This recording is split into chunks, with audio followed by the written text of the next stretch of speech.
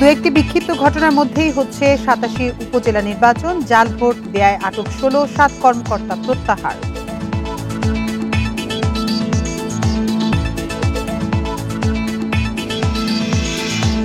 তৃতীয় ধাপের নির্বাচনে আগের চেয়ে ভোটার উপস্থিতি কিছুটা বেশি। সার্বিক পরিবেশ নিয়ে সন্তুষ্ট ভোটার প্রার্থীরা। কড়া নিরাপত্তা।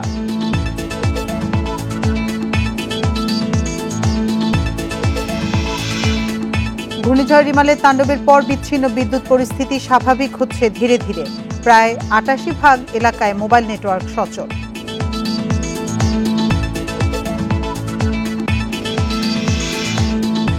নরসিংদীতে সাবেক ইউপি চেয়ারম্যান মাহবুবুল হাসান হত্যার ঘটনায় আটক ৬ রাজনৈতিক দ্বন্দ্বের জের দাবি স্বজনদের।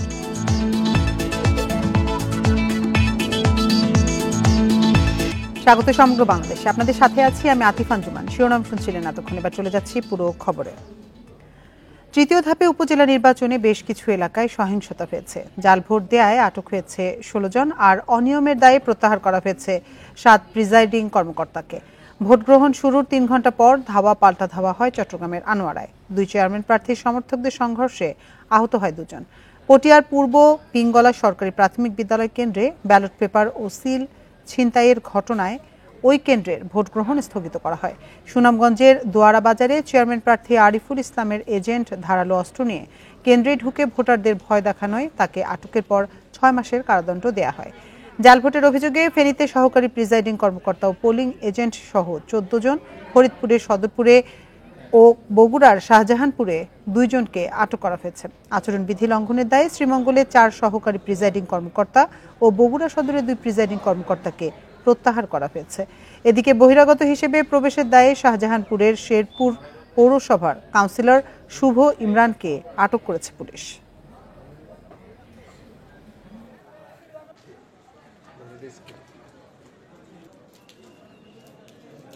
বাইরে লোকজনে একটু আড্ডু তাদের কথা বাক্য বিনিময় সমস্যা হয়েছে। ওটাও যখন হুলস্থুল করতেছে আমি আবার টিম খবর দিয়ে নিয়ে আসি, এটা ইয়ে করেছি। চাইনিজ চাকু, এটা একটু সুরার মতো, ধারালো সুরার মতো দেখতে। এটা একটু অন্যরকম মডেলের, আমি আর এরকম সচরাচর দেখি নাই, তো সেটা তার কাছে পাওয়া গেছে। তৃতীয় ধাপের উপজেলা পরিষদ নির্বাচনে ৮৭ উপজেলায় বিচ্ছিন্ন ঘটনা ছাড়া নির্বিঘ্নে ভোট গ্রহণ শেষ হয়েছে। এখন চলছে গণনার প্রস্তুতি। সকাল ৮টা থেকে বিকেল ৪টা পর্যন্ত চলে ভোট গ্রহণ। ১৬টি উপজেলায় ইভিএমে এবং বাকিগুলোতে ব্যালটে ভোট নেওয়া হয়। নির্বাচনে কোনো অপ্রীতিকর পরিস্থিতি এড়াতে নেওয়া হয় কড়া নিরাপত্তা। প্রথম ধাপের সকালের দিকে ভোট কেন্দ্রে উপস্থিতি কম থাকলেও তৃতীয় ধাপের ভোটের দিনে দেখা গেল কিছুটা ভিন্ন চিত্র। পছন্দের প্রার্থীকে বেছে নিতে বুধবার সকাল থেকেই কেন্দ্রে আসতে থাকেন ভোটাররা। ভোট দেওয়ার অপেক্ষায় লাইনে দাঁড়িয়ে নারী পুরুষ। বিচ্ছিন্ন কিছু ঘটনা ছাড়া ভোটের সার্বিক পরিবেশ নিয়ে সন্তোষ জানিয়েছেন ভোটাররা। ইভিএমে নির্বিঘ্নে ভোট দিতে পেরে খুশি বলেও জানান অনেকে। শত যোগ্য প্রার্থীকে নির্বাচিত করতে চান তারা। ইভিএমে আমি ভোট দিলাম, ভোট সুন্দরভাবে ভালো ভোট হইতেছে। শান্তিভাবে দিলাম ভোটটা, কোনো জট জামিল নাই। মনোনীতকে আমি 3টে ভোট দেওয়ার আছে, বিধান আছে, আমি 3টে ভোট 3 জনকে দিয়ে দিলাম। এদিকে সুষ্ঠু ভোট হলে জয়ের ব্যাপারে আশাবাদী প্রার্থীরা। এখন ভোটাররা তারা চয়েস করবে তাদের যোগ্য প্রতিনিধি হিসেবে কাকে নির্বাচিত করা যায়, সেই ব্যাপারে আমি সেদিক থেকে বিবেচনায় আমি আশা করছি যে ইনশাআল্লাহ ভোটাররা তাদের পছন্দের ব্যক্তি হিসেবে আমাকে বেছে নেবে। শান্তিপূর্ণভাবে সবাই ভোট দিক, যাকে ইচ্ছে তাকে দিক, কোনো সমস্যা নাই। যে অভিযোগগুলো আমাদের এখানকার ঊর্ধ্বতন সরকারি কর্মকর্তাদেরকে দিয়েছেন, এগুলা সম্পূর্ণ মিথ্যা, বনোয়াট এবং বিভ্রান্তিকর। এখানে সকাল থেকে অত্যন্ত সুন্দরভাবে নির্বাচন চলছে। অবাধ ও সুষ্ঠু ভোট নিশ্চিতে সব ধরনের ব্যবস্থা নেন নির্বাচনী কর্মকর্তারা। আমি বলবো যে এখানে সার্বিক ভোটের পরিস্থিতি সুষ্ঠু আছে এবং সুন্দরভাবে আমার কেন্দ্রের ভিতরে কোনো সমস্যা নেই। নির্বাচনের পরিবেশ শান্তিপূর্ণ রাখতে মোতায়েন করা হয় আইনশৃঙ্খলা বাহিনীর বিপুল সংখ্যক সদস্যকে। আমরা সবিশেষ গুরুত্ব দিয়েছি, সেই জন্য এবার নিরাপত্তার সকল ক্ষেত্রে বৃদ্ধি করা হয়েছে এবং এখন পর্যন্ত আমরা দেখেছি শান্তিপূর্ণ নির্বাচন হচ্ছে। ফলাফল ঘোষণার পরেও যাতে করে এটা নিয়ে কোনো ধরনের কোনো অপ্রীতিকর ঘটনা না হয়, সংঘর্ষ না হয়, তার জন্য আমরা সবাই প্রস্তুত আছি। ঘূর্ণিঝড় রিমালের কারণে তৃতীয় ধাপের নির্বাচনে স্থগিত করা হয় 22টি উপজেলার ভোট গ্রহণ। সোহেলি জাহান, ইন্ডিপেন্ডেন্ট নিউজ। নির্বাচনের আরো খবর জানতে এবার আমরা চলে যাচ্ছি আমাদের সহকর্মী জাহিদুল বাশারের কাছে। বাশার, যেমন ধন্যবাদ আপনাকে। দেখুন, তৃতীয় ধাপের উপজেলা নির্বাচনের ভোট গ্রহণ আনুষ্ঠানিকভাবে শেষ। এখন যদি কেন্দ্রের মধ্যে কোথাও ভোটের লাইন থেকে থাকে, শুধু তাদের ভোট নেওয়া হবে, বাকিটা ভোট গণনার প্রস্তুতি চলছে। একেবারে সরাসরি বিভিন্ন কেন্দ্র থেকে আমাদের সাথে যুক্ত হবেন সহকর্মীরা। শুরুতে চট্টগ্রাম এবং মৌলভীবাজারে রয়েছে সহকর্মীরা। চট্টগ্রামে যাব। আলমগীর সাহেব, চট্টগ্রামের আজকে পটিয়া, চন্দনাইশ, বোয়ালখালী এবং আনোয়ারা 3টি উপজেলাতে ভোট গ্রহণ আনুষ্ঠানিকভাবে তো সম্পন্ন হয়ে যাওয়ার কথা। এখন ভোট গণনার প্রস্তুত হবে, সেটি জানাবেন। আর ভোটের পরিসংখ্যান জানা গেল না কিনা, কি পরিমাণ আসলে ভোটার ভোট দিয়েছে সেখানে?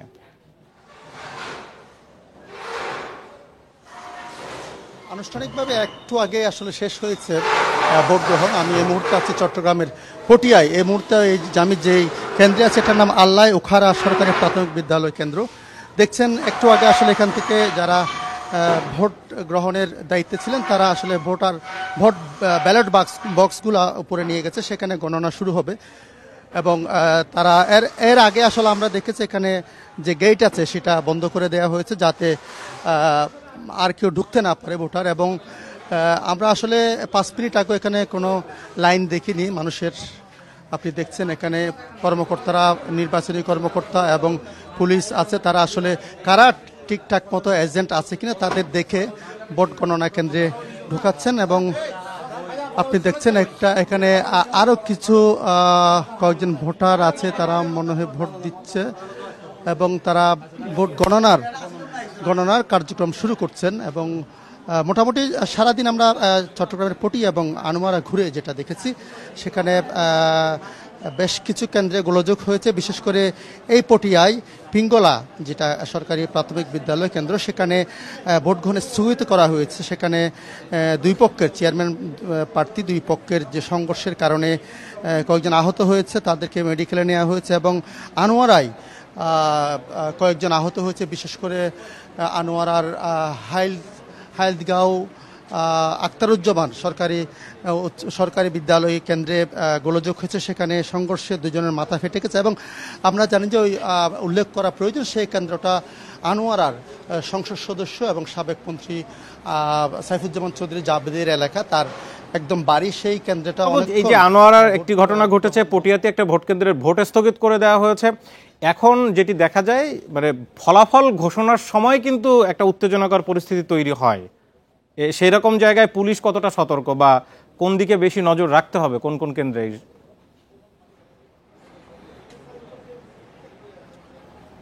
হ্যাঁ, এটা আসলে আশঙ্কার বিষয়, যেহেতু উত্তেজনা ছিল সবকটি এই দুই উপজেলার অনেক কেন্দ্রে উত্তেজনা ছিল, সে কারণে একটা আশঙ্কা করাই হচ্ছে ভোট গণনার সময় আবার কোনো সংঘাত হয় কিনা। আমরা পুলিশ এবং যারা আইনশৃঙ্খলা রক্ষাকারী বাহিনী ছিলেন তাদের সাথে আলাপ করেছি, তারা বলছেন তারা আসলে সবসময় সতর্ক ছিলেন এবং যাতে পরবর্তীতে কোনো ধরনের বিশৃঙ্খল পরিস্থিতি হতে না পারে সেজন্য তারা সতর্ক আছেন। এবং যে সমস্ত গোলযোগপূর্ণ কেন্দ্র আছে এবং ঝুঁকিপূর্ণ যেগুলো বলা হচ্ছে, সেই সমস্ত কেন্দ্রে তারা অতিরিক্ত পুলিশ এবং মোতায়েন করা হবে বলে বলছে। এবং যারা বিজিবি তারা টহলে আছেন এবং যারা প্রশাসনের কর্মকর্তা আছেন তারাও বলছেন তারা এইগুলোর প্রতি অতিরিক্ত নজর রাখবেন বলে আমাদেরকে। আলমগীর সবুজ, থাকুন আপনি। আমরা একটু চট্টগ্রাম থেকে মৌলভীবাজারে যাব। তুহিনুর রশিদ সেখান থেকে আমার সাথে যুক্ত আছেন।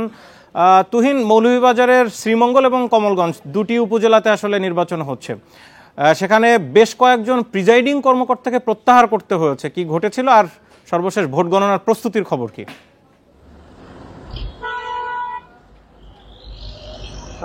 দেখুন বাসারা, কিছুক্ষণ আগে যে 4টা পর্যন্ত ভোট গ্রহণ এখানে স্টপ করা হয়েছে, অর্থাৎ বন্ধ করা হয়েছে। 4টার পর থেকে যে কয়েকজন আছেন, অর্থাৎ ভিতরে যারা আছেন তাদের ভোট নেওয়া হয়েছে। তবে আমি যে কেন্দ্রটি দাঁড়িয়ে আছি সেটি শ্রীমঙ্গল সদর ইউনিয়ন পরিষদ কেন্দ্রটি। এই কেন্দ্রটিতে আজ দুপুরবেলা 2জন সহকারী প্রিজাইডিং কর্মকর্তাকে প্রত্যাহার করা হয়। আমরা যতদূর জেনেছি এখানে এসে যেটি তারা বলছেন এখানকার প্রিজাইডিং কর্মকর্তা, যে এখানে 2জন তারা যে ব্যালট পেপার রয়েছে সেই ব্যালট পেপারে আগেভাগেই সিল মেরে রেখেছিলেন, যার ফলে এখানে নির্বাহী ম্যাজিস্ট্রেট তিনি এসে এই বিষয়টি দেখেন এবং তারপরেই মূলত তিনি পদক্ষেপটি নেন, অর্থাৎ 2জনকে এখান থেকে তাৎক্ষণিক প্রত্যাহার করা হয়। এবং শ্রীমঙ্গল সদর জেলা পরিষদের এখানে আরো আরও দুজনকে, মোট 4 জন সহকারী রিটার্নিং অফিসারকে, প্রিসাইডিং অফিসারকে এখান থেকে প্রত্যাহার করা হয়েছে।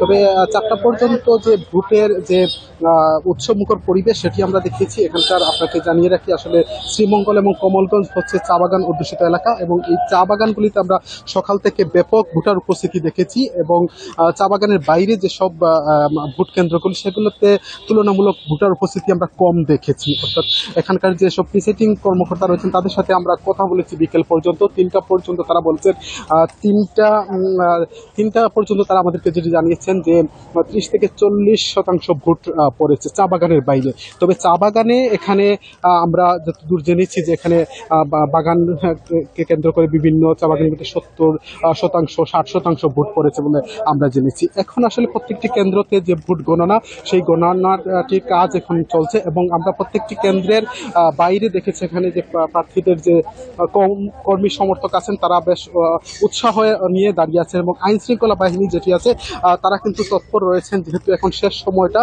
অর্থাৎ গণনার সময় চলছে, সেই গণনার সময় আইন শৃঙ্খলা বাহিনী সহ তারা কিন্তু তৎপর রয়েছেন। তো সব মিলিয়ে 4টা পর্যন্ত নির্বিঘ্নে, এবং আমরা বলতে পারি যে কোনো ধরনের অপ্রীতিকর ঘটনা ছাড়াই মৌলভীবাজারের 2টি উপজেলায় ভোট গণনা চলছে। জি, পরবর্তীতে নিশ্চয়ই আপনাদের কাছ থেকে আমরা ফলাফলের জন্য যাব, ফলাফল জানতে পারবো। আমাদের দুজন সহকর্মী বিভিন্ন জায়গা থেকে জানাচ্ছিলেন সেখানে ভোট গ্রহণ শেষে প্রস্তুতির খবর। আরও খবর রয়েছে, একটা বিরতি নিয়ে ফিরে এসে। বিরতির আগে আমরা বিভিন্ন উপজেলা নির্বাচনের যে কেন্দ্র থেকে জানছিলাম খবরাখবর, এবার আমাদের সাথে আরও 2টি জেলা থেকে সহকর্মীরা যুক্ত হচ্ছেন। সাতক্ষীরা এবং বগুড়া থেকে জানবো সেখানকার সর্বশেষ ভোট গণনার প্রস্তুতির খবর এবং দিনভর কি ঘটলো। শুরুতেই যাব একটু বগুড়াতে, সহকর্মী হাসিবুর রহমান রয়েছেন সেখান থেকে। হাসিবুর রহমান, বগুড়াতে যে ঘটনাটি ঘটেছে সেখানে একটি প্রতীকের মিল না থাকায়, ব্যালটের সাথে প্রতীকের খানিকটা অমিল থাকায় স্থগিত করা হয়েছে একটি পদ, আর এর বাইরে সারাদিনে ভোট কি পরিমাণ ভোট সেখানে প্রয়োগ হলো সেই বিষয়টি জানবে। একই সাথে এখন গণনার প্রস্তুতির মুহূর্ত চলছে, জানাবেন বিস্তারিত।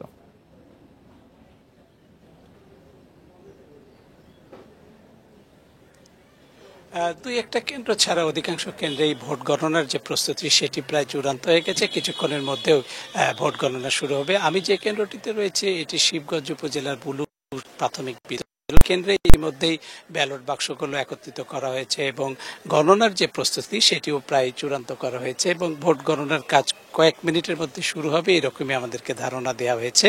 এর বাইরে অন্যান্য কেন্দ্র থেকে আমি যে খবরগুলো পেয়েছি সেখানেও ঠিক একই রকমই তথ্য আমরা পাচ্ছি। আর আপনি যেটি প্রথমে জানিয়েছিলেন যে একজন প্রার্থীর প্রতীক নিয়ে একটা সমস্যা, সেই সমস্যার কারণে ইতিমধ্যে আপনি জানেন যে পুরুষ ও ভাইস চেয়ারম্যান পদে নির্বাচন বগুড়া সদর উপজেলার এটিকে স্থগিত করা হয়েছে। তবে অন্যান্য যে পদগুলো রয়েছে সেগুলোতে যথারীতি ভোট হয়েছে, এবং সবগুলো কেন্দ্রেই শান্তিপূর্ণভাবেই ভোট হয়েছে বলে আমরা জানতে পেরেছি। জেলা প্রশাসনের কর্মকর্তারা আমাকে জানিয়েছেন যে 332টি কেন্দ্রের মধ্যে সবগুলো কেন্দ্রেই এখন পর্যন্ত তাদের কাছে আসা তথ্য অনুযায়ী শান্তিপূর্ণ পরিবেশে ভোট গ্রহণ অনুষ্ঠিত হয়েছে। তবে ভোটারদের যে উপস্থিতি সেটি নিয়ে এক এক কেন্দ্র থেকে এক এক রকম তথ্য আমরা পাচ্ছি। বিশেষ করে এই কেন্দ্রটির কথাই যদি আমরা বলি, এখানে 2258 জন ভোটার রয়েছে, আর এখানে সর্বশেষ যে তথ্য আমার কাছে রয়েছে সকালে 10টা পর্যন্ত মাত্র 5% ভোট পড়েছিল, কিন্তু সেটি বেলা 12টা নাগাদ 35% উন্নীত হয়েছে, এবং 2টার দিকে এটি 51% ভোটে পড়েছে। এরকম কিছু কিছু তথ্য আমরা পাচ্ছি বিভিন্ন কেন্দ্র থেকে। বগুড়াতে তো এই ধাপে, তৃতীয় ধাপে নির্বাচন হচ্ছে বগুড়া সদর, শিবগঞ্জ এবং শাহজাহানপুর, মানে 3 উপজেলায় কি এই উপস্থিতির হার একই রকম?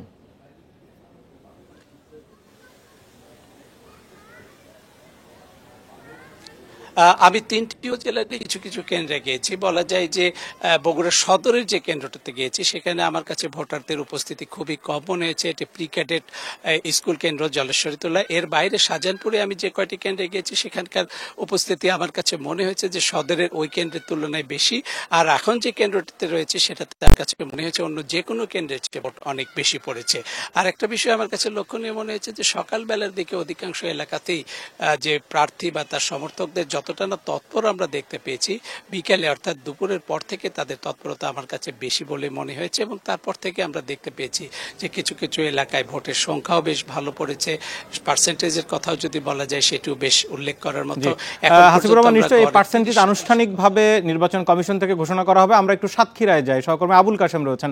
আবুল কাশেম, একেবারে ঘূর্ণিঝড়ের ধাক্কা সামলে কলোরাডোতে ভোট হচ্ছে, একটা কেন্দ্রে সেখানে সমস্যা হয়েছে আমরা যতটুকু জানতে পেরেছি, কি ঘটেছে সেটি জানাবেন, আর সার্বিক ভোটার উপস্থিতি কেমন ছিল আর এখন কি খবর?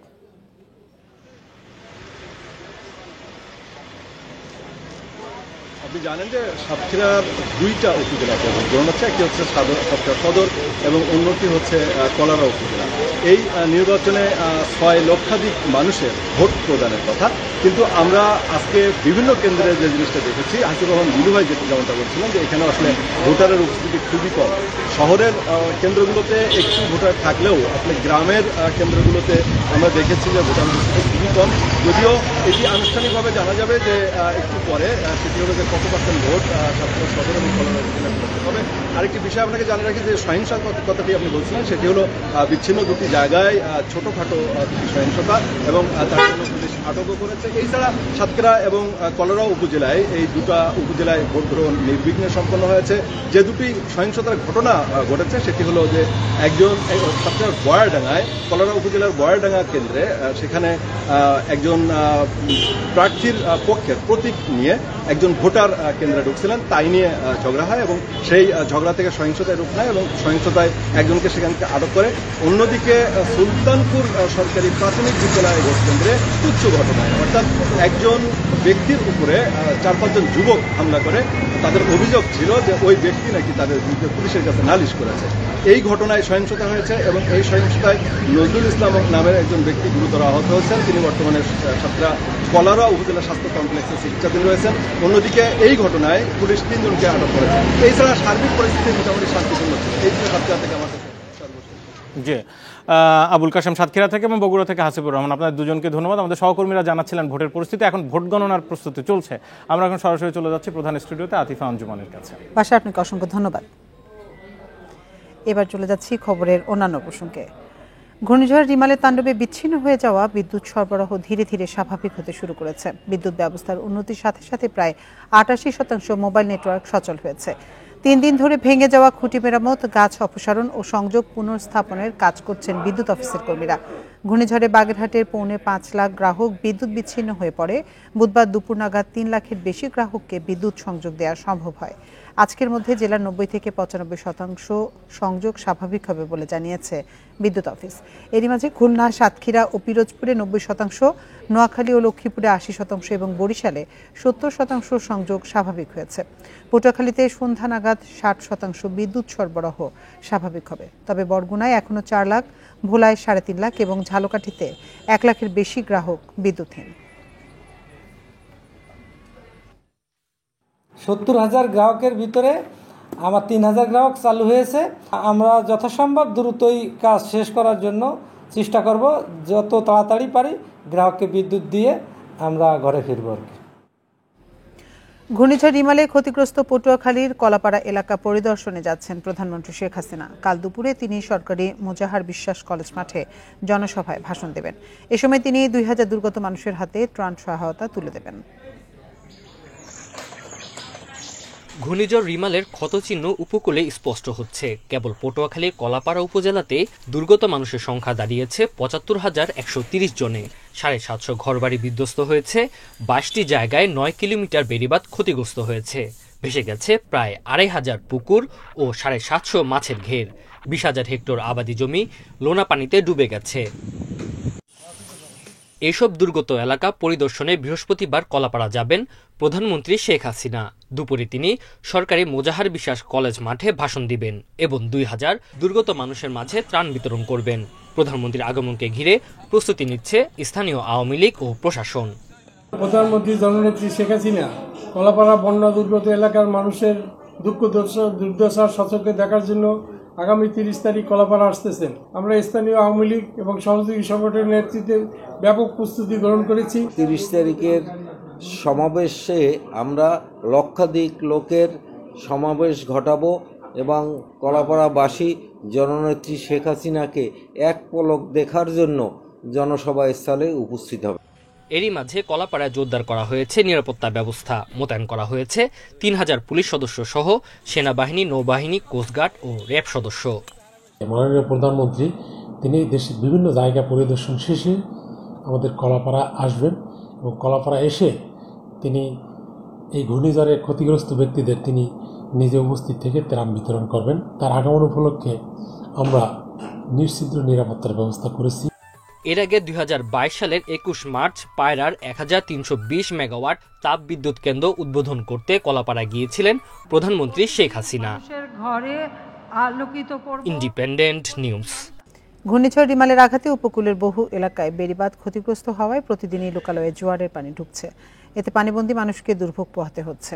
নোয়াখালীর দ্বীপ উপজেলা হাতিয়ার, নিঝুম দ্বীপ সহ অনেক এলাকার বাড়িঘর ও ফসলি জমি এখনো পানির নিচে। ঘূর্ণিঝড়ে উপজেলায় 33,000 পরিবার ক্ষতিগ্রস্ত হয়েছে। 3,000-এর বেশি কাঁচা ঘর, 60 কিলোমিটার কাঁচা সড়ক, 8,000 হেক্টর জমির ফসল নষ্ট হয়েছে। মারা গেছে 2,000-এর বেশি গবাদি পশু।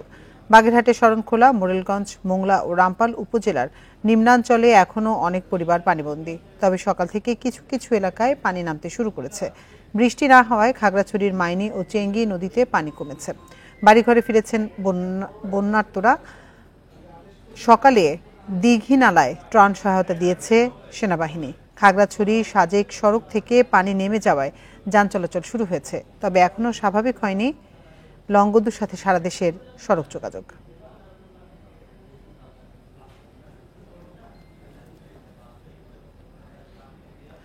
বৈরী আবহাওয়া এবং ভারী বৃষ্টিতে রাজশাহীতে গাছেই নষ্ট হয়ে যাচ্ছে লিচু। কালচে আকার ধারণ করার পাশাপাশি ফেটে যাচ্ছে সুস্বাদু ফলটি। এছাড়া ঝরে পড়ছে ফজলি, লক্ষণভোগ ও আশ্বিনা জাতের আম। এই অবস্থায় পরিপক্ক ফল দ্রুত বাজারজাতে পরামর্শ কৃষি বিভাগের। জ্যৈষ্ঠ শুরুতে রাজশাহীর বাজারে উঠতে শুরু করে দেশি জাতের লিচু। নামানোর অপেক্ষায় ছিল পুরবী, চায়না, বেদানা সহ বেশ কিছু জাত। এরই মধ্যে ঘূর্ণিঝড় রিমালের প্রভাবে লণ্ডভণ্ড চাষিদের স্বপ্ন। এবার মুকুল ভালো আসলেও তীব্র তাপপ্রবাহ, এরপর ঘূর্ণিঝড়ের প্রভাবে গাছেই নষ্ট হচ্ছে লিচু। এ অবস্থায় লোকসানের শঙ্কায় রয়েছেন বাগান মালিকরা। গাছে ফল ছিল, কিন্তু বর্তমানে তাপদহে লিচু একবারে পুড়ে গেছে এবং ঝড়ে অনেক সব পড়ে গেছে। নিচে তো ধরেন যে আবার পুরা বাদ হয়ে গেছে, নিচে ধরেন যে আর করার কিছু না, এগুলো ফেলে দিতে হবে। নিচে 70-80 টাকা খরচ করছি, সে টাকাটাও আমরা পাবো না, এবং যেটা আছে গাছে সেটাও এখন ফেটে চলে যাবে রোদের তাপে। লিচুর পাশাপাশি ঝরে পড়ছে গাছের আম। প্রাকৃতিক দুর্যোগে ক্ষতি এড়ানোর সুযোগ নেই উল্লেখ করে পরিপক্ক ফল দ্রুত বাজারজাতের পরামর্শ কৃষি বিভাগের। আমাদের কৃষকদের কাছে যে পরামর্শ হচ্ছে সেটা হলো যে আপনারা দ্রুত হারভেস্ট করবেন, হারভেস্ট করে বাজারে এটা বাজারজাত করতে হবে, এটা বিক্রি করা। তাছাড়া অন্যভাবে এটা রিকভারি, দাগটা কালো দাগ বা রিকভারি করা সম্ভব না। এবার রাজশাহীতে 30,800 টন লিচুর উৎপাদন লক্ষ্য এবং আমের উৎপাদন লক্ষ্যমাত্রা ধরা হয়েছে 2,60,315 টন। Mustafizur Rahman, independent news, Rajshahi. নরসিংদী সদর উপজেলার মেহেরপাড়া ইউনিয়ন পরিষদের সাবেক চেয়ারম্যান ও ইউনিয়ন আওয়ামী লীগের সাধারণ সম্পাদক মাহবুবুল হাসানকে হত্যার ঘটনায় এখনো মামলা হয়নি। আটক করা হয়েছে 6 জনকে। হত্যাকাণ্ডে জড়িতদের দৃষ্টান্তমূলক শাস্তির দাবি জানিয়েছে নিহতের স্বজনরা। মঙ্গলবার রাতে বাসায় ফেরার পথে দুর্বৃত্তদের হামলায় নিহত হন আওয়ামী লীগ নেতা মাহবুবুল। এ সময় আহত হন আরও 2 জন। মঙ্গলবার রাতে নরসিংদীর ভগীরথপুর মাজার এলাকার ইউনিয়ন আওয়ামী লীগ কার্যালয় থেকে বাসায় ফিরছিলেন মাহবুবুল হাসান। সঙ্গে ছিলেন দলের আরও কয়েকজন নেতাকর্মী। পথে হামলা চালায় 7 থেকে 8 জন অস্ত্রধারী দুর্বৃত্ত। এ সময় গুরুতর আহত হন মাহবুবুল হাসান সহ 3 জন। উদ্ধার করে নরসিংদী সদর হাসপাতালে নেওয়া হলে মাহবুবুলকে মৃত ঘোষণা করেন চিকিৎসক। আহত 2 জনকে পাঠানো হয় ঢাকা মেডিকেলে। পরিকল্পিতভাবে হামলার অভিযোগ স্বজন ও স্থানীয় আওয়ামী লীগ নেতাকর্মীদের। গুলি করছে সবাই, ওর বাপু বের এক গুলি লাগছে, ওরা বেরো গুলি লাগছে। আমরা এই জায়গায় ওই চিবা ছিল, চিবার মেরে দাঁড়াইছি। আমরা খালি কুমাইছি যে বাইরে মারতেছে, বাইরে মারতেছে, বাইরে মারতেছে। উনি জনপ্রতিনিধি ছিল, উনি অত্যন্ত ভালো মানুষ ছিল, সকলে উনার প্রশংসা করে, জনপ্রিয় ব্যক্তি ছিল। উনাকে এ ধরনের নির্মমভাবে, নৃশংসভাবে হত্যা করবো, এই লাশটা আমরা দেখতে পারছি না। ঘটনার তদন্তে নেমেছে পুলিশ। পাশাপাশি এলাকায় যে কোনো অপ্রীতিকর পরিস্থিতি এড়াতে অতিরিক্ত পুলিশ মোতায়েন করা হয়েছে। সংবাদ পাওয়ার পরে তাৎক্ষণিকভাবে আমি হাসপাতালে এসেছি। আসার পরে 2 জনকে ঢাকা রেফার করা হয়েছে, আর সাবেক চেয়ারম্যান মাহবুব চেয়ারম্যানকে মৃত ঘোষণা করা হয়েছে। অবশ্যই আইনগত ব্যবস্থা নেওয়া হবে, আর সকল সংস্থাই কাজ করছে। রাজনৈতিক বিরোধ এবং মাদক ব্যবসার বিরুদ্ধে অবস্থানের কারণে হত্যাকাণ্ড বলে প্রাথমিকভাবে ধারণা করা হচ্ছে। Independent news. এভারেস্ট এবং লোৎসে জয় করে দেশে ফিরেছেন চট্টগ্রামের সন্তান বাবর আলী। বুধবার দুপুরে চট্টগ্রামের অলিয়ান্স ফ্রান্সেস মিলনায়তনে সংবাদ সম্মেলনে এভারেস্ট জয়ের গল্প শোনান তিনি। আগামীতে পৃথিবীর সব পর্বতে লাল সবুজের নিশান উড়ানোর প্রত্যয় জানান। মঙ্গলবার কাঠমান্ডু থেকে ঢাকা হয়ে চট্টগ্রাম শাহ আমানত বিমানবন্দরে নামার পর তাকে সংবর্ধনা জানানো হয়। নিজ শহরে ফিরে এসে এভারেস্ট জয়ের অভিজ্ঞতার কথা তুলে ধরেন। বলেন 1 ঘন্টা 40 মিনিট এভারেস্টের চূড়ায় দাঁড়িয়ে প্রকৃতির অপার সৌন্দর্য উপভোগ করেছেন। এভারেস্ট জয়ের চেয়েও অভিযানের খরচ জোগানো বড় চ্যালেঞ্জ বলে মনে করেন বাবর আলী। তাই তরুণদের পর্বত আরোহণে বিত্তবানদের এগিয়ে আসার আহ্বান জানান তিনি। আর এই ছিল এখনকার সংবাদে। এতক্ষণ সাথে থাকার জন্য ধন্যবাদ সবাইকে।